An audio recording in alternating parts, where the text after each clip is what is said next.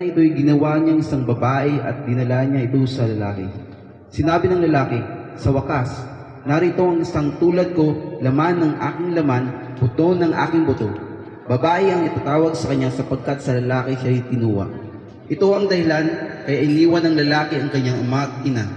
Nagsasama sila ng kanyang asawa at sila'y nagiging isa. Kapwa-hubad noon ang lalaki at ang babae, ngunit hindi sila nahihiya. Salamat sa ada ko mabawasan ta din ng iko.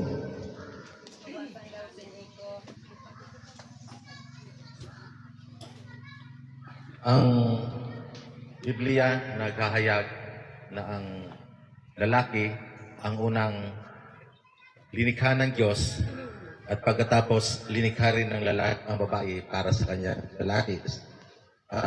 Kinuha ito sa tadyang para maging kasama niya habang siya ay nabubuhay. Ito ang sinasabi ng Biblia. Kaya pag-usapan po natin ngayon ang tungkol sa pag-aasawa. Ano ba ang mga magandang sangkap sa pag-aasawa? Pag nagsabing mag-asawa ko kasi kaya ko na. Ayun. Yun ang kalimitan. So, kaya kahit na 15 anyos, kaya niya na, pwede na mag-asawa. Pero hindi yan pwede sa batas natin. Okay. Sabi sa verse 20, himayin po natin ito kung ano ibig sabihin ng verse. Sabi sa verse 20, ulitin po natin, ang tao nga ay ang nagbigay ng pangalan sa lahat ng ibon, sa ipapawid, mga hayop sa parang, ngunit wala man lang isa sa mga ito ang nabuhay na kasama at makatulong niya. Nang likhain ng Diyos ang tao, inilagay niya ito sa paraiso. At sinabi ng Diyos sa tao na pangalagaan mo ang paraiso na ito at ang tao ang nagbigay ng pangalan sa lahat ng uri ng hayop. Maamo, mailap, lumilipad, gumagapang, ang Diyos ang nagbigay. Kaya unang naging gawain ng tao ay tagapangalaga ng kalikasan. Yun ang unang trabaho na tinakda ng Diyos sa tao. Kaya sa isang pagpapamilya, napakahalaga na bago pa man nagbuo, bago pa man linagyan ng Diyos si Adan ng kanyang magiging Eva, ay mayroon ng trabaho si Adan. Alam niya na ang trabaho. Kaya sa pagpamilya, importante ang sangkap sa pagbuo ng pamilya ang trabaho. Maplano kita sa pagpapamilya, mayroon na tayong trabaho. In traditional sa iba-ibang bansa, kalimitan ng mga babae ay pamamahay lamang. Maging sa Pilipinas, tanging pamamahay lamang ang gawain ng babae.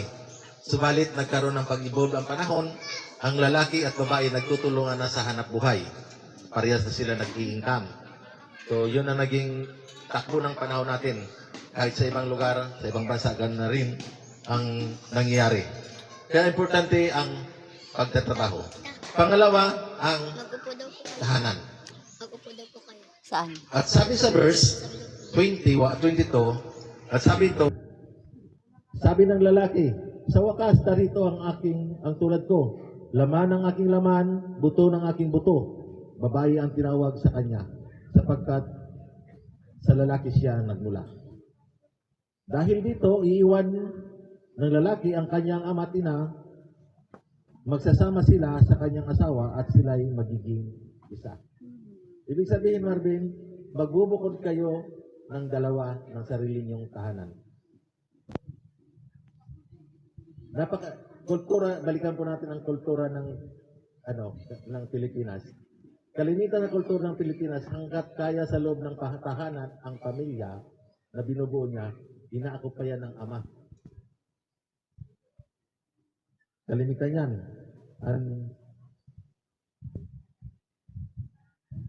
Kaya minsan hindi nagkakaroon ng panahon na sariling pamilya, sariling tahanan. Pag hindi ka, Marvin, gumawa ng sarili mong kaharian, umasa ka pa rin sa kaharian ng iyong ama, kailanman ay hindi ka magiging hari.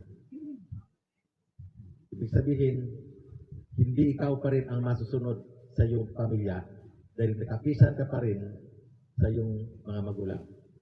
Gayun din ikaw, Dina, darating ang panahon, kailanman ay hindi ka magiging reyna.